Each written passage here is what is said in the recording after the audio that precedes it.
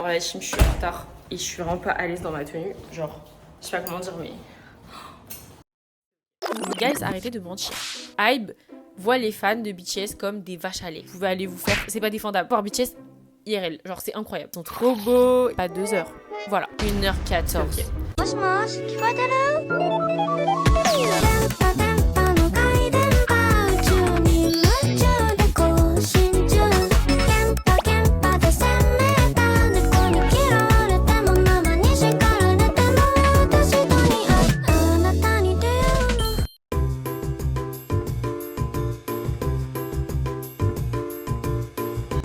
Mais du coup là on arrive bientôt, on a fait toute la queue, elle est archi longue, hein. Je pense qu'on voit là-bas là. La musique que je pense que ça va être, et si c'est sur la setlist, vous me dites bah non c'est ouais.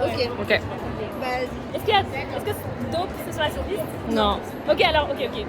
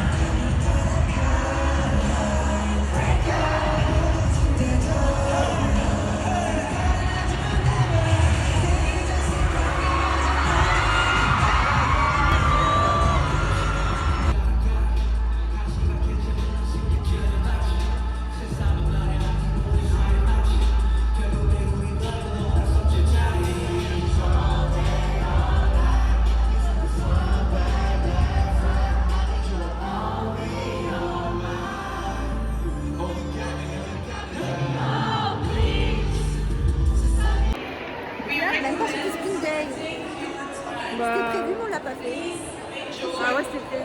Arrête de parler, toi. Arrête de parler. T'es pas BTS, toi. Arrête de parler. Elle va se battre pour la première fois avec une femme. Ouais. Mais du coup, on est à un truc, ça s'appelle Atonium et c'est Famous. Il y a un restaurant en rooftop. Voilà, en fait, je voulais faire une photo pour qu'on voit, mais c'est trop ridicule. Marcher comme as à 7h du matin, c'est vraiment horrible. Non, la chip, c'est horrible. Genre, clairement, j'ai ma petite. Enfin, j'ai enlevé ma wig, hein, j'en avais plus. Je suis comme ça, j'ai enlevé tous mes bijoux. Et en plus, je dois marcher. Je sais pas. Je peux pas. C'est tout moche. Ok guys, j'espère que la vidéo vous a plu en tout cas, le vlog, j'ai grave kiffé le faire. Ça m'a grave remis inside le concert et les petites émotions. Donc maintenant que la nostalgie est passée, ça fait 2 semaines que j'étais à Bruxelles. Là je vois les gens ils se hype pour Paris parce que je suis une meuf de Paris de base, donc ça veut dire je suis montée jusqu'à Bruxelles pour aller les voir. Trop bien, il y avait Run, il y avait Fake Club. En fait c'est trop la nostalgie. Du coup là c'est passé.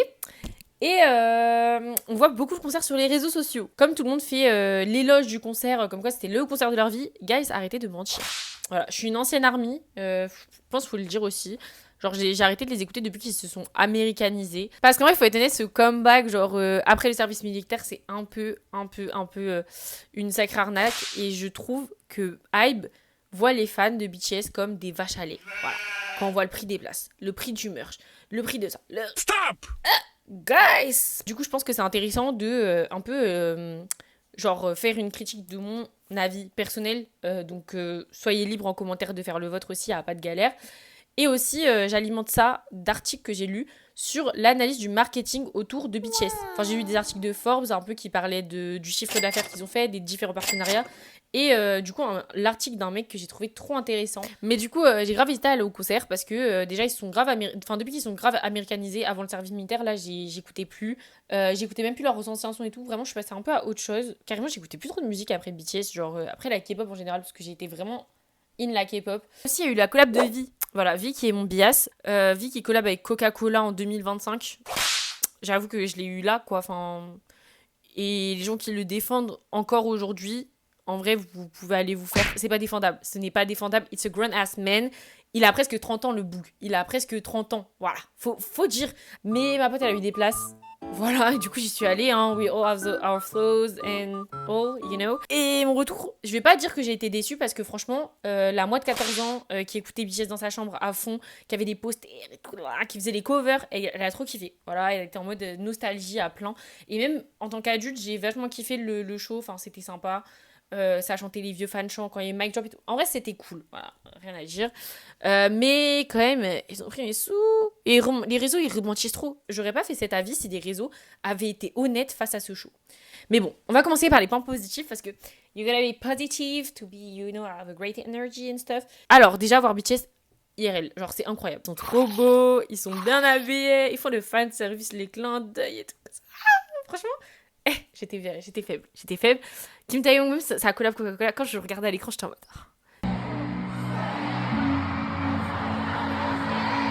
Au-delà de leur beauté, ils chantaient bien. Franchement, ils interagissaient de ouf avec le public. Et ça, c'était trop bien. En fait, ça se voit que c'est un concert full de nostalgie, d'ancienne ARMY. Il n'y avait pas trop de jeunes en vrai. Les gens qui étaient en fosse et aux barricades, mais c'est génial. Genre, ils courent partout, ils lisent les pancartes.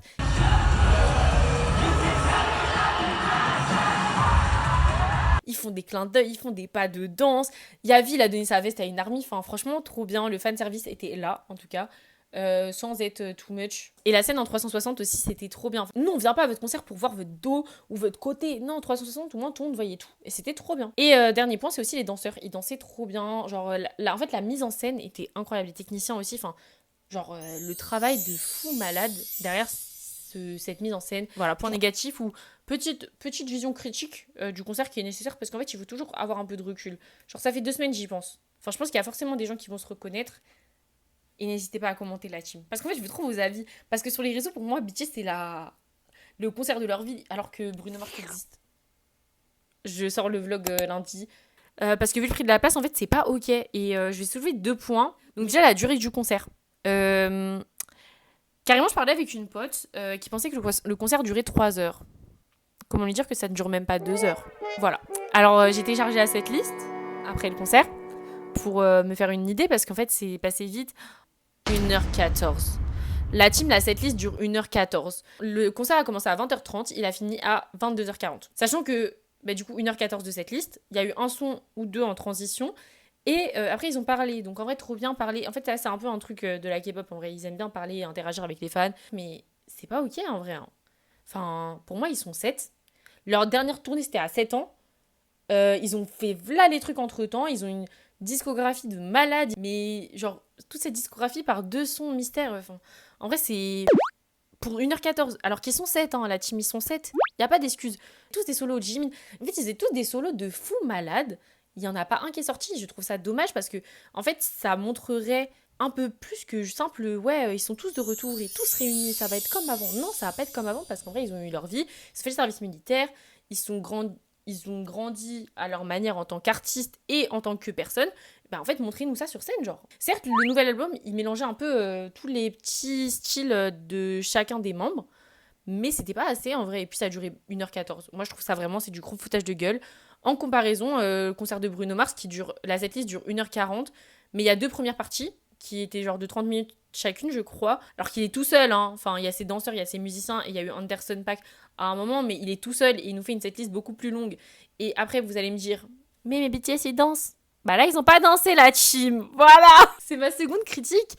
En fait, dans ma vie, j'ai fait genre le Music Bank. J'ai retenu P1 Harmony parce que je connaissais pas et ils m'ont impressionné. Genre, leur énergie était incroyable. Bref. Vous allez me dire, oui, en fait, ils ont fait genre 2-3 de leurs nouveaux sons, genre 2-0. Ils ont fait notre danse, je crois aussi. Ils ont fait des petites miettes de Mic Drop, Dynamite, Fake Love, mais genre un peu le début, un peu, on vous montre un peu et après on saute partout. Genre c'est de la K-pop, danse. Danse. Et après c'est peut-être parce que genre, j'aime trop danser et du coup, je kiffe genre tout ce qui est presta. Et là, en vrai c'est pas... Bon, ça rentre dans un débat plus deep, mais je trouve que... Enfin, j'ai pas eu l'univers. Voilà, j'ai pas eu l'univers de BTS en mode de... Je sais pas, genre t'es pas vraiment plongé dans une bulle de leur univers musical. Genre, t'es plongé dans la bulle de la nostalgie et de l'effervescence de BTS, mais t'es pas plongé dans, genre, dans l'univers de l'artiste. Voilà, c'est mon avis. Mes 2 principales critiques, en tout cas, c'est la durée du concert et la prestation. Un peu pour conclure sur ma critique, en fait, ils font ça juste pour l'argent. Mais pas juste pour l'argent. Je pense que vous vous rendez pas compte, mais $1 milliard est rapporté de tournée. En fait, on ne se rend pas compte. Je pense que on est tellement genre exposé à des sommes genre rocambolesques qu'on se rend plus compte que 1 milliard c'est énorme. On est les vaches à lait. J'ai participé à mon échelle. Ah oui, et je tiens aussi à rajouter un commentaire. Et donc les gens ils ont pris l'avion, genre en fait c'est des week-ends à 1000 balles, 2h10 de concert. Mais bon, donc je trouve ça un peu encore plus du foutage de gueule par rapport à ça. Voilà. Et vous allez me dire oui, du coup c'est normal, ils vont pas faire 2-3 mois de tournée pour 0. Wow. Et oui, vous avez totalement raison. Mais justement, servez ce qu'il faut derrière. Voilà, il y a des gens, ils ont économisé pendant une période. Et vous donnez ça. Moi, ça... Et vous allez dire que je réduis de fou, mais... La France de Macron est dure. Elle est très dure. Et pourtant, le Stade de France, il a sold out. Le stade de... Non, ils ont tout sold out. Les gens, ils prennent l'avion vraiment pour aller les voir. Enfin, moi, je suis partie à Bruxelles, genre... Du coup, ils se doivent de respecter les fans, je suis désolée. Genre, montrez-nous que ça vaut le coup de mettre telle somme pour aller vous voir. Voilà. Donc ça, c'est mon ressenti du concert. Libre de vous donner le vôtre en commentaire. Et maintenant, on va passer un peu à l'article du blog d'un journaliste. Genre, le mec n'est pas dans la K-pop. C'est vraiment un mec un peu random. Je mettrai son article en bleu parce qu'il est pas très connu. Et il est intéressant à lire. Sachant que c'est une personne extérieure à ce milieu, en fait. C'est nécessaire en tant que fan de K-pop de prendre du recul. Surtout que c'est un milieu tellement toxique. Et justement, cet article, il le soulève. Et les commentaires de cet article, c'était vraiment des... Mais tu connais pas la K-pop. Tu sais pas ce que BTS a fait pour moi. Non. Mais les gars, non, ils ont rien fait pour vous, en fait. Genre, ok, ça vous a aidé, mais en fait, tout est du marketing. Voilà. Peut-être que je suis dans mon era marketing, on sait pas, j'ai lu les articles, maintenant je me prends pour Sheba Baki. Mais tout est du marketing. Si tu penses que BTS a fait ça pour toi, mais ils connaissent même pas ton existence, ma belle. Voilà, même si Jungkook, il a army tatoué sur la main, il y a pas de souci, mais il te connaît pas. Voilà, c'est juste toi, t'es sa vache à lait. Demain, t'es à la rue, c'est pas lui qui va te mettre dans une maison. En fait, Mais il faut arrêter ça, en fait. Il faut prendre du recul et prendre des avis extérieurs, c'est hyper important. Parce que même moi, en vrai, j'ai eu ma période de fan. Du coup, j'ai acheté des albums à 30 balles, mais en fait, j'avais mes potes et me disaient, mais t'achètes vraiment pour un CD, déjà que t'écoutes pas, et en plus des photocards. Ok, ça te fait plaisir, mais meuf, tu te fais un peu arnaquer. Et moi, j'étais en mode, mais non. Parce qu'en fait, si les gars, les albums, aujourd'hui, ils dorment. Et je pense pas que ça va devenir de la connexion, mais en fait, je sais pas, genre, c'est vraiment du capitalisme à son paroxysme, cette histoire d'album. Surtout que je suis partie en Asie, pas aller voir les vlogs, mais les albums, ils coûtent pas cher là-bas. Mais genre, comme l'Army Bomb qui coûte 40 balles en Corée, mais 70 balles en France, ça aussi, c'est une critique à faire. Je parlais de l'article surtout pour vous dire qu'il faut prendre du recul et avoir l'avis d'un mec qui ne s'y connaît pas dans le milieu de la K-pop, mais c'est un professionnel de son domaine. C'est intéressant parce qu'en vrai, la musique, c'est avant tout du marketing aussi. Genre, c'est important pour la visibilité d'un artiste d'avoir une bonne com. Genre, il faut une bonne com derrière. Et justement, en lisant son article, il analyse le marketing derrière BTS et pourquoi c'est un groupe aussi phare. Et c'est le groupe de K-pop, genre, voilà, BTS. Tour, là, le Arirang Tour, c'est une incarnation de tous les travers du marketing qui sont mis en place par l'industrie de la K-pop pour pousser les fans à devenir amoureux, voire obsessionnels avec les idoles. Et cette image, il faut pas oublier qu'elle est construite par les agences. Puis dire ce que vous voulez, ils sont en live, on a vu les runs BTS. Guys, genre, il y a des gens derrière la caméra, il y a du montage, Après, je pense qu'il faut avoir une certaine maturité par rapport à ça, mais don't be naive. Everything is staged. Peut-être que c'est des gens authentiques, il n'y a pas de galère, mais... Et je trouve que les comportements du groupe, en fait, montrent que c'est vraiment stage, parce que je suis désolée, mais quand ils étaient à l'ONU, en train de la paix, l'amour de tout le monde, à UNICEF, et que, en fait, c'est les premiers à collaborer avec Urban Sophistication, c'est une entreprise... Hybe a décidé de faire du merch de BTS avec ça. C'est pas ok, hein. C'est archi pas ok, les gars. Genre, réveillez-vous, ce n'est pas ok. Et ça montre que c'est des grown ass men. Genre, ils ont pris position et c'est ok. Et puis, juste réaliser qu'ils s'en foutent et que ils prennent position et ils sont capables. Et en fait, tout est stage. Et c'est pas eux qui décident. Mais après, en fait, le level de BTS, on se pose la question parce que c'est quand même eux qui ont fait que Big Hit est devenu Hybe qui est devenu... Voilà. Je vais peut-être pas critiquer vos oppas préférés. Anyways, en fait, je me suis demandé pourquoi les gens ils achètent ce fucking merch. Parce que c'est super cher, 200€ un sweat. J'ai vu une barrette à 45, 55 ou 65€. Enfin, guys, genre... En fait, c'est le fear of missing out marketing, le FOMO marketing. Et en gros, c'est l'idée de mettre des merch en édition limitée. Donc, même les lightsticks, genre, c'est genre une édition. Ça aussi, c'est du gros foutage de gueule. Et c'est pour en fait pousser les fans à acheter parce qu'ils sont en mode mais sinon je l'aurais pas. Et en fait c'est du capitalisme, c'est le capitalisme de base, mais ça c'est un peu poussé avec l'idée de édition limitée. Voilà. Du coup je trouvais ça intéressant comme concept. Je ne saurais pas l'expliquer, je suis pas une pro, j'ai juste lu genre 2-3 trucs dessus et voilà, donc faites vos recherches aussi. Mais c'est fou d'utiliser ça comme ça et de se foutre de la gueule des gens. Et après vous allez me dire vous n'êtes pas des vaches à lait la team. À Bruxelles j'ai pas vu tant de lightsticks que ça. Par rapport à 2019, ma pote qui a été au concert, elle m'a dit qu'elle avait eu plus de lightstick que ça. Parce que le lightstick, il est passé de 45 à 70€. En 7 ans, certes, mais c'est toujours du plastique avec des petits trucs qui clignotent. Donc, voilà quoi.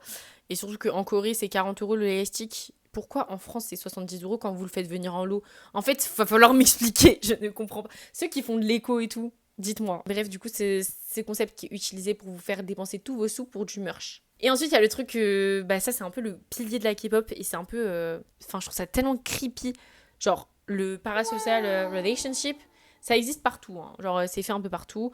Mais dans la K-pop, c'est très très omniprésent. Ces mécanismes de live, story, interaction, les TikTok, les réponses au TikTok, les likes au TikTok. Bref, pour faire croire aux fans en fait qu'ils connaissent personnellement l'idol ou la star, même s'ils sont jamais rencontrés. Enfin, avant, je regardais les lives. Et en fait, quand t'as le groupe de Twice, c'est que des hommes qui chantent. Et quand c'est garçons, c'est que des filles. Et c'est creep. Je trouve que en acceptant ça, ils vont de plus en plus loin en fait, les agences, pour créer cette relation et pour avoir plus de fans, parce qu'en fait les fans, plus ils ont l'impression d'être proches, plus ils vont être fans. Enfin, il y a même un peu des meufs qui aiment trop les groupes un peu underground pour être plus proches et pour interagir. Vous voyez ce truc là. En fait, ça nourrit la folie des gens. Et c'est justement en fait cette relation parasociale qui va pousser les fans à avoir des comportements obsessionnels et démesurés. Genre dans un article de Forbes qui cite The Guardian, il y a une meuf qui a été interrogée de 28 ans qui a suivi BTS dans plusieurs villes. Ça lui a coûté plus de $6,000. Donc en fait, la relation qui crée la fake relationship qui est créée entre vous et les petits danseurs qui dansent pas quand c'est le temps d'être sur scène, en fait c'est fait exprès la team, c'est genre pour vous pousser à consommer. Donc pour conclure, il y a des points positifs du concert, comme on a pu les voir, ça reste un travail monstre et respectable, et ils doivent être exhausted de la tournée, parce que bon, même s'ils font que 1h14 de chansons, ils voyagent énormément, donc en vrai ils doivent être super fatigués, donc en vrai genre c'est un travail monstre. Mais après, en plus c'est le revers de la médaille d'être un artiste, et je pense que ils ont l'obligation même de rendre ce que les fans ont dépensé. Genre, je suis désolée, mais moins d'1h15 de chansons pour des gens qui ont peut-être pris l'avion, réservé un hôtel, c'est pas ok. Voilà, c'est pas ok. Et les réseaux, ils montrent pas ça. Ils montrent que le concert. Ils montrent que les super edits, la super interaction de nanana avec sa fan. Il a lu la pancarte. Il a fait le même de TikTok. Oui, mais il faut dire la team, ça dure pas longtemps. Voilà quoi, c'est surtout le concert, c'est les big money, c'est on est revenu, on veut l'argent. Et c'est tout. Et Hybe, il a très bien compris que les armies, elles sont aveugles. Genre vraiment, elles sont aveugles. Enfin, en vrai, moi la première, je suis tombée dedans, j'y étais. Mais là, voilà. Donc, j'espère que ça vous a plu. N'hésitez pas à donner vos avis en commentaire. Soyez respectueux. S'il vous plaît, la team, ça me stresse de fou de faire cette vidéo. Parce que les armies, elles sont malades, genre. Voilà, soyez respectueux. C'est pas BTS qui met des pâtes dans votre assiette. C'est pas lui qui vous donne un toit. Genre, prenez du recul par rapport à ça et dites-vous que peut-être faut se remettre... Non, je rigole. Non, mais en vrai, prenez du recul par rapport à ça. Soyez respectueux parce que ça me stresse énormément de prendre de la haine alors que c'est que mon avis. Et j'aimerais bien avoir les avis des autres, en fait, juste pour un peu casser cette romantisation qui se fait actuellement sur TikTok par rapport au concert. Et cette glorification. Et en fait, ça attise grave la FOMO. Ceux qui n'y sont pas allés. C'est pas grave, je vous jure que la version au cinéma sera 1 milliard de fois meilleure que celle qu'on a eue en stade.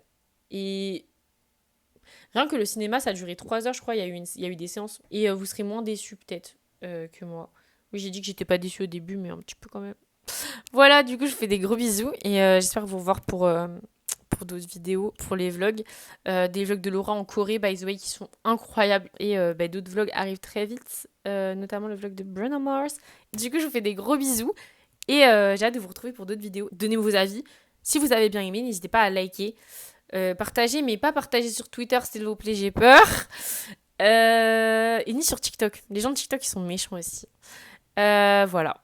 Du coup, je fais de gros bisous.